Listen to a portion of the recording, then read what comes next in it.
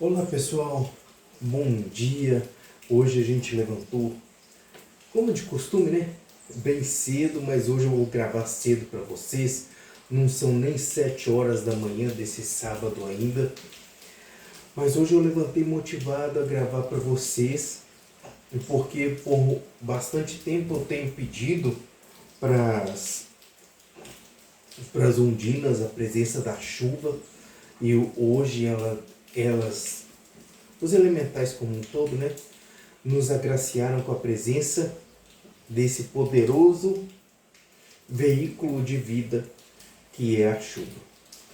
Então eu venho falar para vocês sobre um assunto que vai mesclar um pouco de ciência com a magia elemental, que são as formações das nuvens, a realização da chuva e como, na visão de um bruxo elementarista, essas coisas acontecem.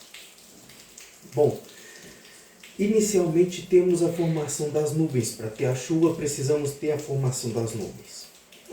E isso tudo começa com a ação das salamandras do caminho solar, com a incidência dos raios do Sol sobre o planeta, existe a evaporação da água, tá?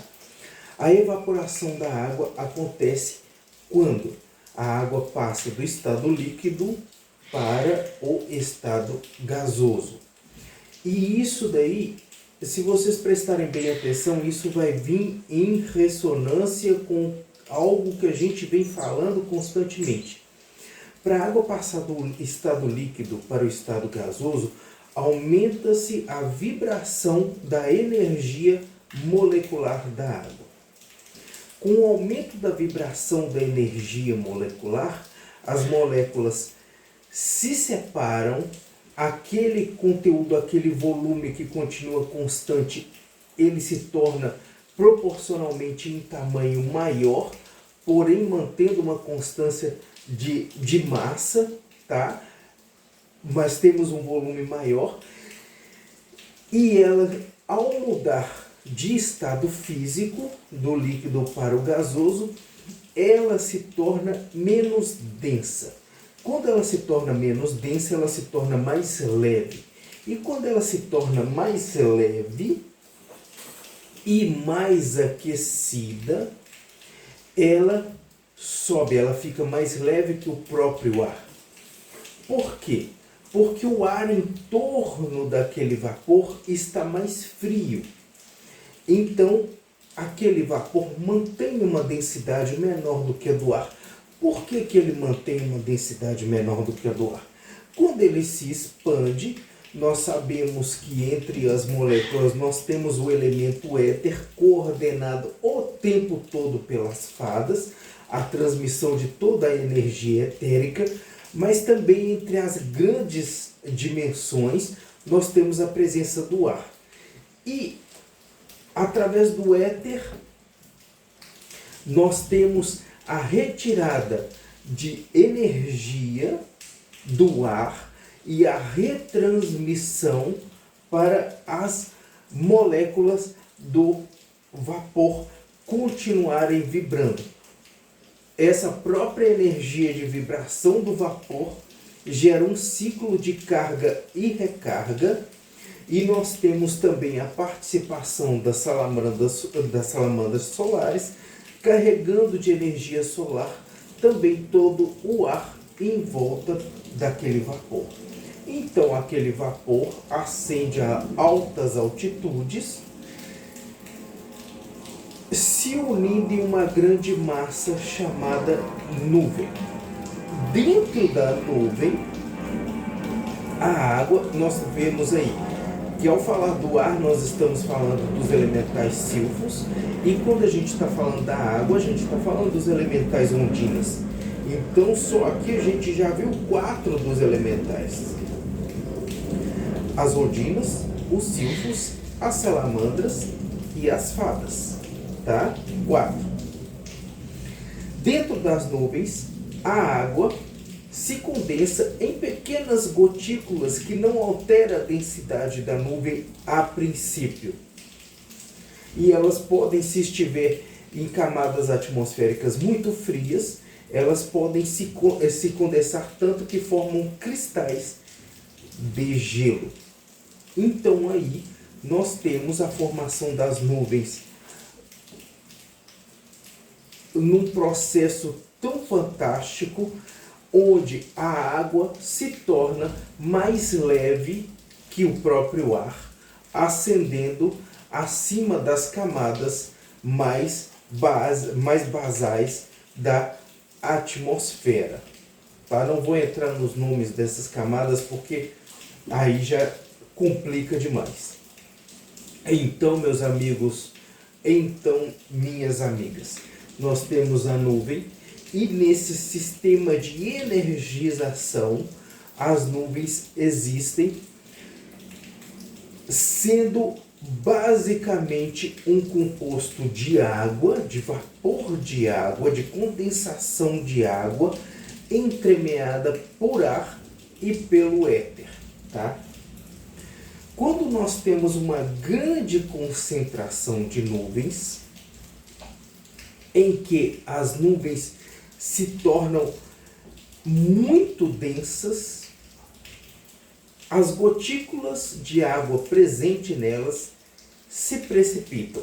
Aí sim, elas ganham mais peso. Agora nós estamos falando de peso, não só de massa, porque a gente está conjugando massa com a força gravitacional. E elas se precipitam em forma de chuva. Então a chuva, a formação da chuva, a chuva em si é quando essa massa de vapor ela se torna mais densa do que o ar e ela volta ao estado líquido, se precipitando em forma de chuva. Existem algumas nuvens que podem se condensar muito baixo, formando a neblina, ou a água dentro delas pode se transformar em grandes blocos de gelo, formando o granizo. Considerando que o granizo que chega até aqui o solo é muito diferente do granizo que está na nuvem. Por quê?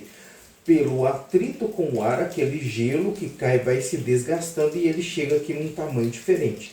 Então, se ele chega aqui na Terra de um tamanho de um cristal desse assim, pode ter certeza que ele era muito maior quando estava na nuvem. Mas olha como que um pedaço de gelo tão grande pode estar lá em cima. Pois é, gente, essa é a maravilha dos elementais que propiciam isso, uma conjugação de vibração molecular com a energia extraída do ar, com a energia, principalmente a energia e a condução do éter pelas fadas, propicia que grandes massas de gelo permaneçam nas nuvens, em tese menos densas do que o ar que está à sua volta. Pode ter certeza que o ar que está à volta daquela nuvem com essas pedras de gelo está muito mais frio do que a própria nuvem. E aí, com a chuva, nós temos a participação do quarto elemental, que são os gnomos e os duendes. Quando essa chuva chega ao solo, a função dos gnomos e dos duendes elementais da terra é redirecionar essa água para as plantas, para os animais, fazendo com que esta água se transforme em vida, em nutrição, porque o desenvolvimento da planta vai ser a base das cadeias alimentares, começando pelos herbívoros. Enfim, pessoal, muitas pessoas, eles negligenciam, eles não acreditam, eles falam que a magia elemental, que os elementais, eles são básicos, eles não têm o mesmo valor da alta magia, mas a gente pode ver por uma simples questão de nuvens e chuvas e a chuva chegando à Terra, que a vida no planeta ela está intimamente ligada ao trabalho que os elementais fazem dentro da sua área de competência individual e conjugado, progressivo, ligado uma à outra em um ciclo interminável. É tão bem intrincado as funções, é tão bem conjugado um ao outro, é tão bem ligado e é tão contínuo a função de um elemental com o outro, que a vida nesse planeta só é possível pelo trabalho de todos os 5 elementais juntos. Agradeço à natureza, agradeço aos elementais a bênção da vida, porque sim, eles, os elementais, são a bênção da nossa vida. Os silfos com o ar que energiza, que traz a leveza para a água das ondinas em forma de vapor que se condensa, voltando a ser água líquida, as fadas que coordenam toda a transmissão minimamente correta de energia, minimamente detalhada de transmissão da energia vibracional das moléculas para o conjunto e a energia vibracional que as salamandras mandam do Sol e a energia do próprio éter que coordena e que direciona todas as outras energias. E lembrando que a água no estado líquido tem uma vibração molecular menor que a água no estado gasoso, e a água no estado sólido gelo tem uma vibração muito pequenininha em comparação com as outras. E os gnomos que recebem essa chuva e distribuem essa vida para plantas e animais. E eu chamo a atenção nesse vídeo, que estamos fechando esse vídeo, pessoal, para entendermos o seguinte: tudo é vibração. A energia é vibração. A vibração é vida. Vida é vibração energética. Vida é vibração, é transmissão de energia através da vibração molecular, e toda molécula existente possui vibração. Mesmo aquele sólido mais duro tem uma mínima vibração. Um excelente final de semana a todos. Meditem, reflitam, agradeçam por essa água que cai do céu. Vamos respeitar e vamos honrar os nossos elementais, porque existimos através deles. Namastê, um grande final de semana a todos.